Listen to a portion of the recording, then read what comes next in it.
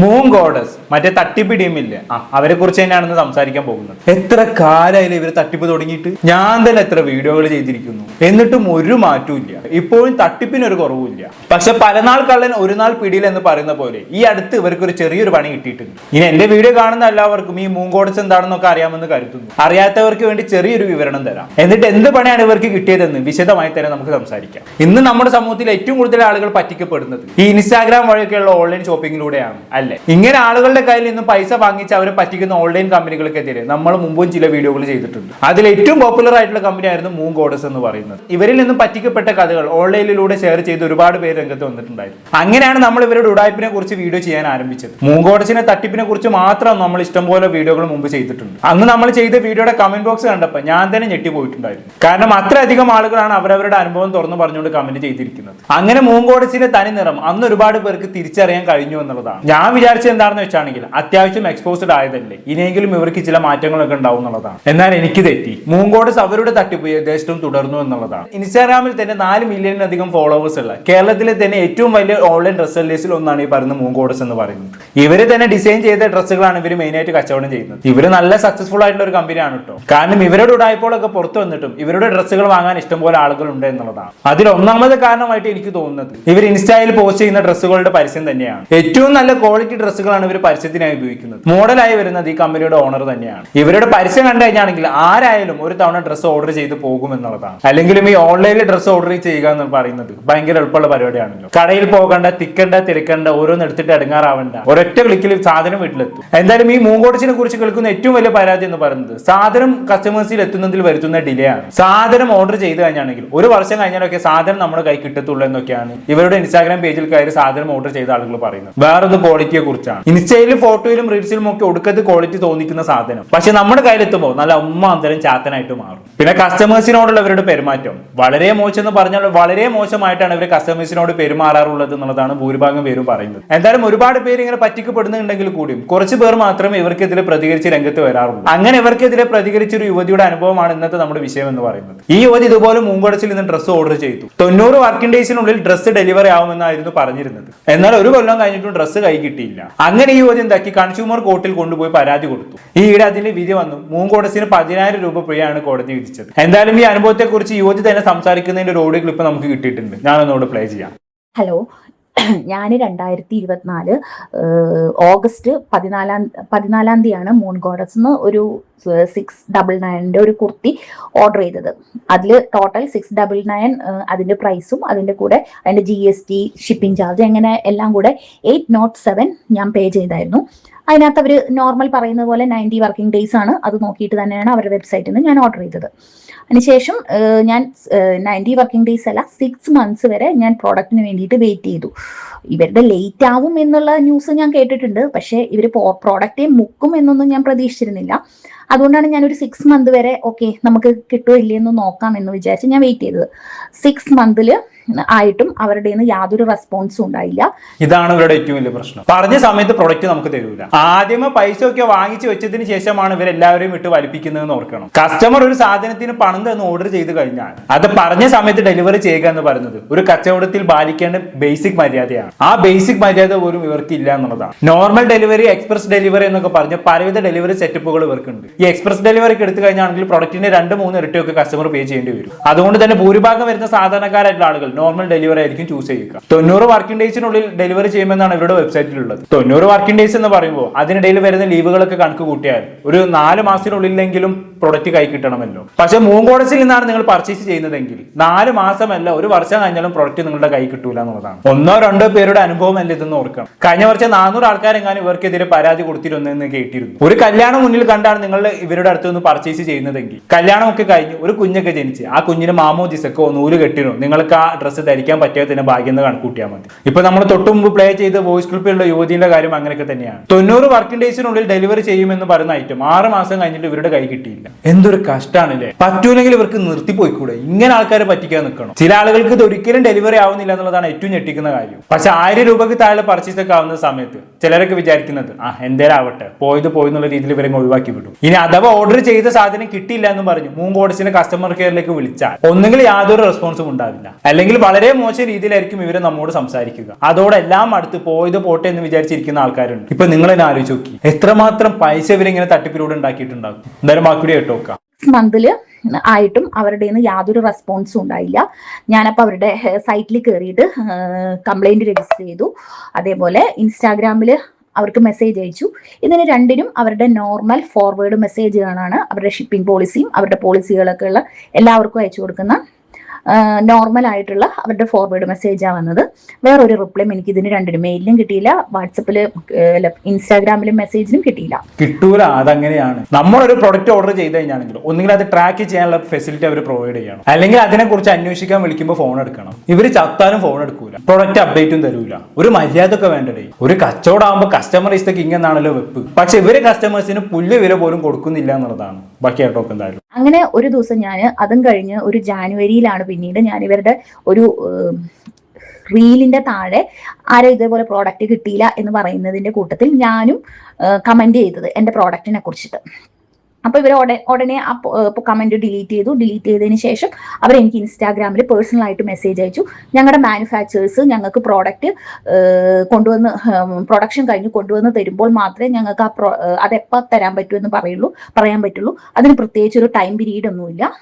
ഞങ്ങൾക്ക് എപ്പോൾ കിട്ടുന്നോ പ്രോഡക്റ്റ് അപ്പം ഞാൻ നിങ്ങൾക്ക് തരും എന്നുള്ള രീതിയിൽ വളരെ ഒരു കൺസ്യൂമേഴ്സിനോട് ഒരു റെസ്പെക്ട് ഇല്ലാത്ത രീതിയിൽ നമ്മളൊരുമാതിരി നമ്മൾ അവരുടെ നിന്ന് പൈസ വാങ്ങിച്ചു എന്നുള്ള ഒരു രീതിയിലാണ് അവിടെ നിന്നുള്ള റെസ്പോൺസ് ഉണ്ടായത്. അപ്പൊ ഞാൻ പറഞ്ഞു, ഇങ്ങനെയാണെങ്കിൽ എനിക്ക് കൃത്യമായിട്ട് നിങ്ങളൊരു ടൈം പറയൂ, ഏത് സമയത്തിനുള്ളിൽ ആ പ്രോഡക്റ്റ് കിട്ടും എന്നുള്ളത് പറയൂ പറഞ്ഞപ്പോൾ അവർ പറയുന്നത് അവർക്കത് പറയാൻ പറ്റില്ല, എപ്പോൾ തരുന്നു അവർക്ക് തോന്നുന്ന സമയത്ത് അവർ തരും എന്ന് മാത്രമേ പറയുന്നുള്ളൂ. അപ്പൊ ഞാൻ കേസുമായിട്ട് പോകും പറഞ്ഞപ്പോൾ അവർ പറഞ്ഞു, എന്നാൽ നിങ്ങൾ കേസുമായിട്ട് പൊക്കോളൂ, നമുക്കൊന്നുമില്ല. ഇവരിപ്പം പറഞ്ഞ കാര്യങ്ങൾക്ക് തെളിവുണ്ട് കേട്ടോ. അതായത് മൂങ്കോഡ്സുമായി ഈ യുവതി ചാറ്റ് ചെയ്തതിന്റെ സ്ക്രീൻഷോട്ട് നമ്മുടെ കൈ കിട്ടിയിട്ടുണ്ട്. നമുക്കതൊന്ന് വായിച്ചു നോക്കാം. Please read under the invoice 3rd and 4th line. Low price with normal delivery take time. When manufacturing completed, then only send. If you want to complain, please do we shop our product. Low price with normal delivery option only അവർ mentioned policy. 90 working days എന്നാണല്ലോ, അല്ലാതെ ഞങ്ങൾക്ക് തോന്നുന്ന പോലെ തരും, അപ്പോൾ നിങ്ങൾ ഇട്ടാൽ മതി എന്ന് നിങ്ങൾ എവിടെയും പറഞ്ഞില്ല. 7 months കഴിഞ്ഞു. ബുദ്ധിമുട്ടാണെങ്കിൽ റീഫണ്ട് ചെയ്യാലോ. ഡ്രസ്സ് ഇടാനുള്ള താല്പര്യം പോയി. ഒന്നുകിൽ എൻ്റെ എമൗണ്ട് റിട്ടേൺ, അല്ലെങ്കിൽ PTD, അല്ലെങ്കിൽ ഞാൻ കൺസ്യൂമർ കോർട്ട് വഴി മൂവ് ചെയ്യും.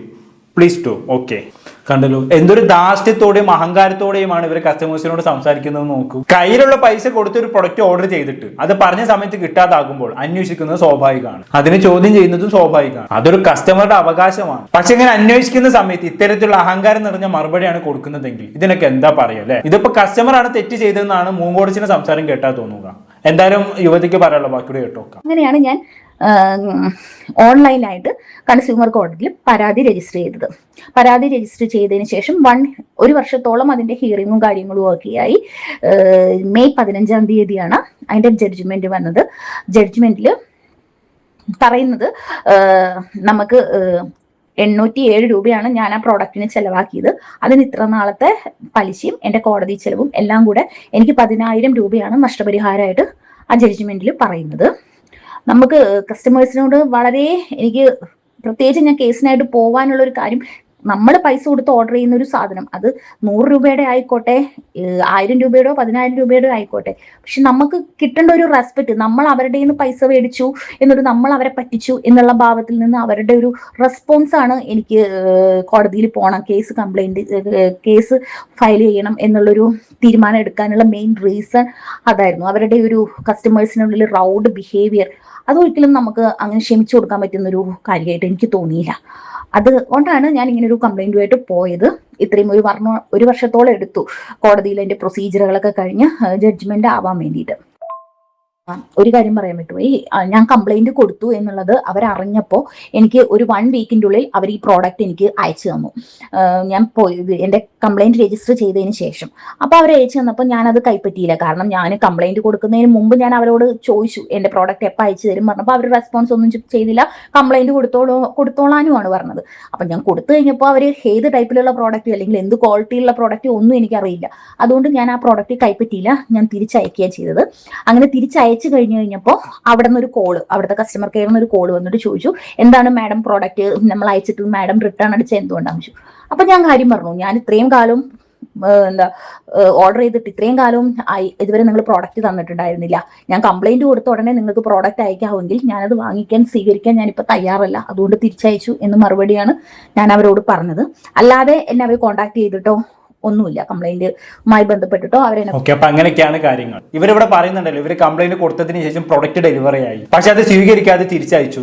അങ്ങനെ തിരിച്ചയച്ച സമയത്ത് മൂങ്കോടസിൽ നിന്ന് ഒരു ഫോൺ കോൾ വന്നെന്നും പറയുന്നുണ്ടല്ലോ. ആ കോളിന്റെ ഓഡിയോ റെക്കോർഡ് ഉണ്ട് മക്കളെ, അതൊന്നും എല്ലാവരും കേൾക്കേണ്ടത് തന്നെയാണ്. എമ്മാതിരി അഹങ്കാരം നിറഞ്ഞ സംസാരമാണെന്ന് അറിയോ. ഞാൻ അതൊന്നും ഇവിടെ പ്ലേ ചെയ്യാം. Hello ma'am, good evening. ഇത് വിളിക്കുന്നത് മൂൺകോടസിലെ റിട്ടേൺ സെക്ഷനിൽ നിന്നായിരുന്നേ. ഓക്കെ മാം, ദൃശ്യ ഡി ആണോ? ദൃശ്യ, അതെ. ഒരു ഓഗസ്റ്റ് 16 627750 എന്ന് പറയുന്ന ഒരു ഓർഡർ നമ്പറിൽ നിന്ന് ഒരു ഓർഡർ പ്ലേസ് ചെയ്തിട്ടുണ്ട്. നമുക്കിപ്പോ റിട്ടേൺ സെക്ഷനിലേക്ക് അത് റിട്ടേൺ വന്നിട്ടുണ്ട്. ഇന്നാണ് റിട്ടേൺ വന്നേക്കുന്നത്. അപ്പൊ അത് എന്താണ് എന്റെ എൻക്വയറി എന്താണെന്ന് അറിയാൻ വേണ്ടി ഈ സാധനം ഞാൻ എന്ന് ഓർഡർ ചെയ്തതാന്ന് പറഞ്ഞേ? ഓഗസ്റ്റ് 16 2024. ഇപ്പൊ മാസം എത്രയായി? ഇതിപ്പോ ജൂണ്. എത്ര മാസമായി? അത് മാമിന് അറിയാലോ, കാൽക്കുലേറ്റ് ചെയ്താൽ കിട്ടൂലേ എത്ര നാളെ? നിങ്ങൾ പറ, നിങ്ങൾ എത്ര മാസമായി ഇപ്പൊ ഈ സാധനം? ഇതിപ്പോ നമ്മള് റിട്ടേൺ സെക്ഷനിൽ നിന്ന് വിളിക്കുന്നത് മാം. നിങ്ങൾ ഏതെന്ന് വിളിച്ചാലും എനിക്ക് അറിഞ്ഞൂടാ. ചോദിക്കാനാ വിളിച്ചേ. നിങ്ങൾ ഏത് സെക്ഷനിൽ നിന്നായാലും എനിക്ക് യാതൊരു കുഴപ്പമില്ല. ഞാന് നിങ്ങളെ പല പ്രാവശ്യം ഞാൻ കോണ്ടാക്ട് ചെയ്തിട്ടുണ്ട്. നിങ്ങളുടെ എന്ത് മറുപടിയാ കിട്ടിയെന്ന് പറഞ്ഞിട്ടുണ്ട്. അതിന്റെ അടിസ്ഥാനത്തിൽ ഞാൻ മെയ് ലാസ്റ്റിന് കൺസ്യൂമർ കോടതിയിൽ കംപ്ലൈന്റും പോയിട്ടുണ്ട്. ആ കംപ്ലൈന്റ് നിങ്ങൾക്ക് എത്തിയ ഉടനെ നിങ്ങൾക്ക് ആ സാധനം ഇവിടെ അയക്കണമെങ്കിൽ എനിക്കത് വാങ്ങിക്കാൻ കുറച്ച് ബുദ്ധിമുട്ടുണ്ട്. കാരണം നിങ്ങൾക്ക് തോന്നുന്ന സമയത്ത് അയക്കാനല്ല ഞാൻ എന്റെ കാശ് അവിടെ തന്നിട്ടുള്ളത്.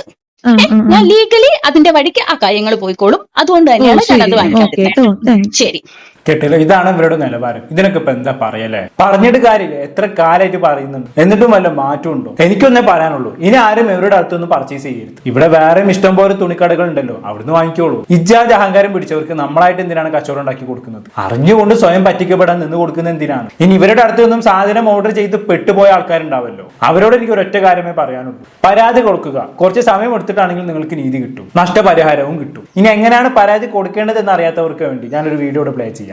അത് കണ്ടു കഴിഞ്ഞാൽ നിങ്ങൾക്ക് കാര്യം മനസ്സിലാവും. മൂൺക്ലോഡസ് എന്ന വസ്ത്ര വ്യാപാര കേന്ദ്രത്തിനെതിരെ 400ഓളം പേർ കൊച്ചി സിറ്റി പോലീസ് കമ്മീഷണർക്ക് പരാതി നൽകിയിരിക്കുന്നു. മൂൺ ഗോഡസ് എന്ന പേരിൽ നടത്തിയ ഓൺലൈൻ സ്കാം നമ്മളുടെ എല്ലാവരുടെയും ശ്രദ്ധയിൽപ്പെട്ടിട്ടുണ്ടാവുമല്ലോ. മൂൺ ഗോഡസ് എന്ന വെബ്സൈറ്റിലൂടെ ഡ്രസ്സ് ഓർഡർ ചെയ്ത അനവധി പേർക്ക് 1 വർഷമായിട്ട് പോലും ഡ്രസ്സ് ഒന്നും തന്നെ ഡെലിവേർഡ് ആയിട്ടില്ല. ഈ ഒരു സിറ്റുവേഷനിൽ പെട്ടവർക്ക് എന്താണ് റെമഡി എന്ന് ഞാൻ പറഞ്ഞുതരാം. വളരെ വേഗത്തിലും എളുപ്പത്തിലും പരിഹാരം കാണുന്നതിന് വേണ്ടി നിങ്ങൾ കൺസ്യൂമർ കോടതി മുമ്പാകെ ഡെഫിഷ്യൻസി ഇൻ സർവീസസും അൺഫെയർ ട്രേഡ് പ്രാക്ടീസും കാണിച്ചുകൊണ്ട് ഒരു കംപ്ലയിന്റ് ഫയൽ ചെയ്യുക. ഇതിനുവേണ്ടി ആദ്യമായി തന്നെ നിങ്ങൾ ആ പ്രോഡക്റ്റ് ഓർഡർ ചെയ്തതിന്റെ ഡീറ്റെയിൽസും പേയ്മെന്റിന്റെ ഡീറ്റെയിൽസും അതുപോലെ തന്നെ നിങ്ങളെ ഇമെയിൽ ത്രൂ ഇന്റിമേറ്റ് ചെയ്തതിന്റെ ഡീറ്റെയിൽസും എല്ലാം തന്നെ കളക്ട് ചെയ്ത് വെക്കുക. അതിനുശേഷം നിങ്ങൾ അവരുടെ അഡ്രസ് വെബ്സൈറ്റിൽ നിന്നും കളക്ട് ചെയ്യുക. നിങ്ങൾക്കുണ്ടായ സംഭവത്തെ പറ്റി വിവരിച്ചുകൊണ്ടും പേയ്മെന്റ് നടത്തിയിട്ടും പ്രോഡക്റ്റ് ഡെലിവറി ചെയ്യാത്തതിനെ പറ്റിയും പറഞ്ഞുകൊണ്ട് ഒരു കംപ്ലയിന്റ് ഡ്രാഫ്റ്റ് ചെയ്യുക. ഈ പ്രോഡക്റ്റിന് നിങ്ങൾ ചിലവാക്കിയ തുക, അത് ഡെലിവറി ആകാത്തതിനെ തുടർന്ന് നിങ്ങൾക്കുണ്ടായ നഷ്ടം, അതുപോലെ തന്നെ ഈ കേസ് ഫയൽ ചെയ്യുന്നതിന് വേണ്ടിയുള്ള ചിലവ് എല്ലാം തന്നെ നിങ്ങൾ ഈ കംപ്ലയിന്റിൽ ഇൻക്ലൂഡ് ചെയ്യേണ്ടതാണ്. ഇപ്രകാരം നിങ്ങൾ കൺസ്യൂമർ കോടതിയിൽ കംപ്ലയിന്റ് ഫയൽ ചെയ്തതിനു ശേഷം നിങ്ങളുടെ കയ്യിലുള്ള എവിഡൻസ് എല്ലാം കാണിച്ചുകൊണ്ട് വളരെ എളുപ്പം തന്നെ നിങ്ങൾക്ക് കോമ്പൻസേഷൻ നേടിയെടുക്കാവുന്നതാണ്. ഇതോടൊപ്പം തന്നെ നിങ്ങൾ പോലീസ് സ്റ്റേഷനിൽ ചെന്ന്